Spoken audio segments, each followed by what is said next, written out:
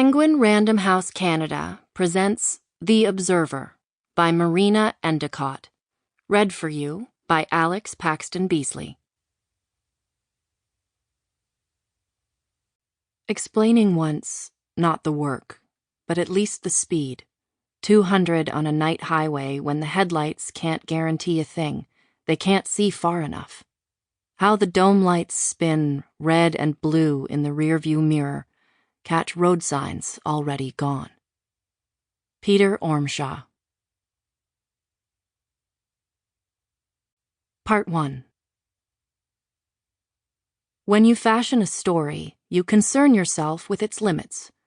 Out of a mass of main and secondary characters, you choose only one, the wife or the husband, to place against the background and emphasize, while you scatter the others in the background like small change. And you get something like the night sky, a single large moon and a strewing of very small stars. Chekhov to Alexei Savurin, October 27, 1888. A great comet blazed in the sky all through our first spring in Medway. One I'd never heard of. Yakutake. Its tail hung motionless but moving for hours each night, throwing a rectangle of light through the open doorway when Hardy came home from night shift. A crazy flash of omen, a little melodramatic. Sometimes it was telling me that he would die.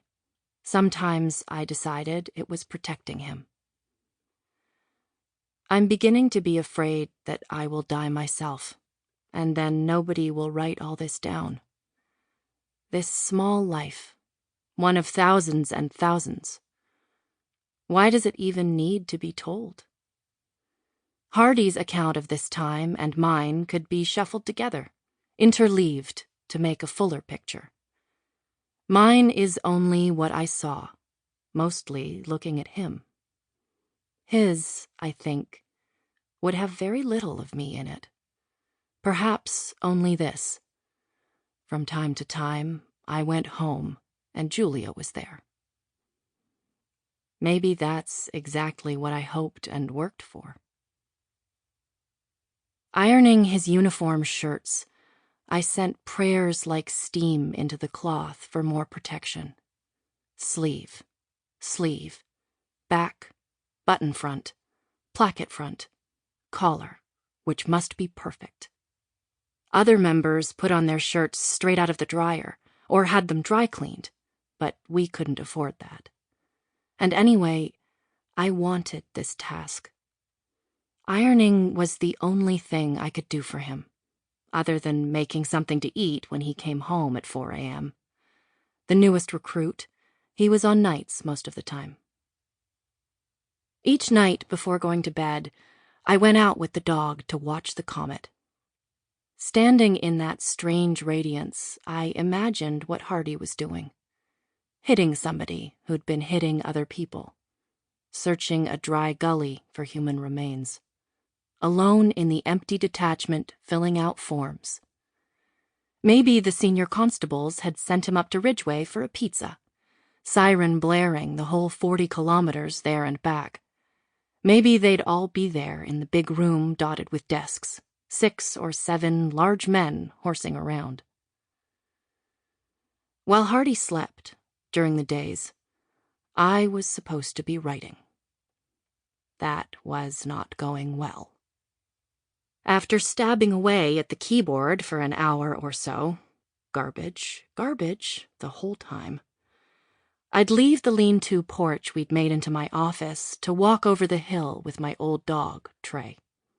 Or I'd get in the car and drive around the range roads trying to figure the place out.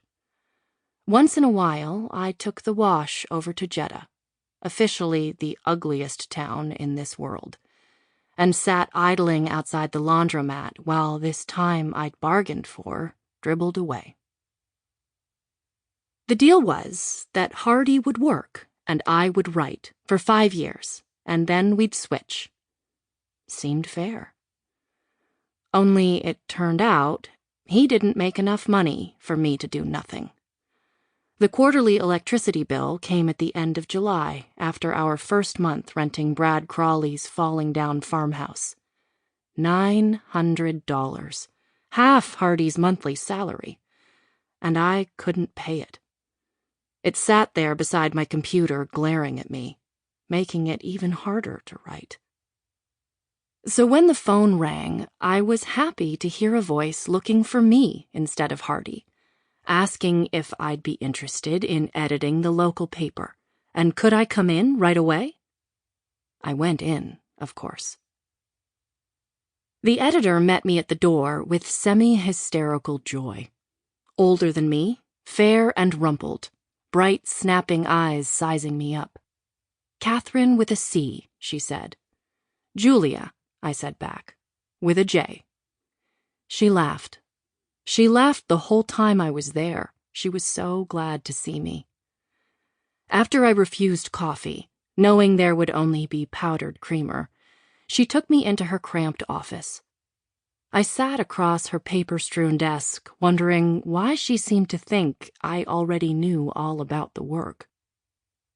So you can imagine how happy I was to hear that you're an editor, she said. I'd never had anything to do with newspapers. I'd worked in theater, acting and directing, but mostly as a dramaturge who wrestles with the playwright to make plays better. Maybe Hardy, realizing the RCMP wouldn't know what to make of dramaturge, had put script editor on the form informing them who he was cohabiting with.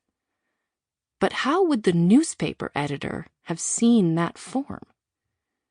Interesting.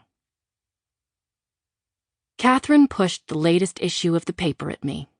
Her annual leave was the month of August, but the guy who usually replaced her had called that morning to say he wasn't coming. Not even a week's notice.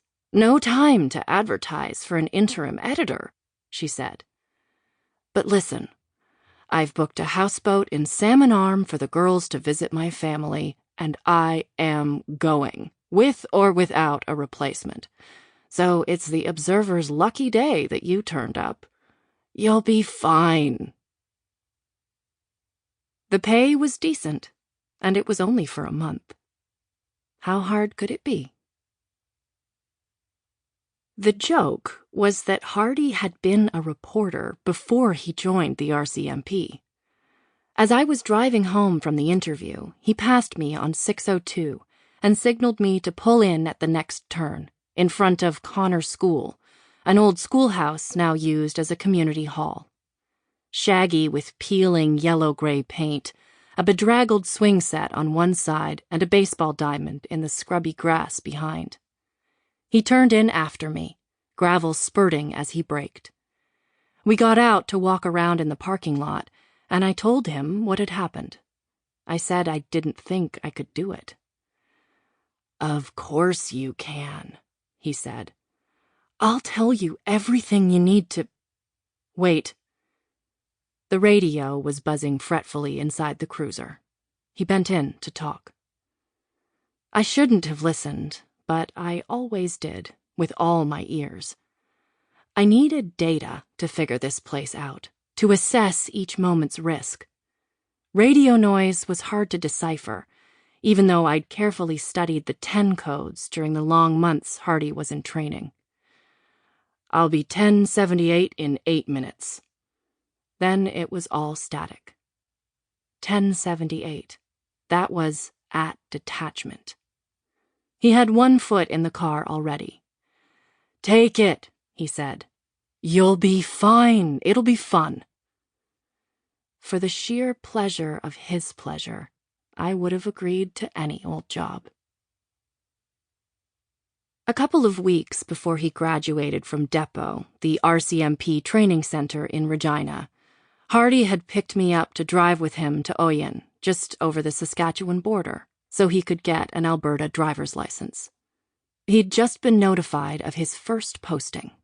Medway meant nothing to either of us, but we looked it up on my big Rand McNally as we zoomed along, and I stuck my finger on the spot, a tiny town on the Alaska Highway northeast of Edmonton.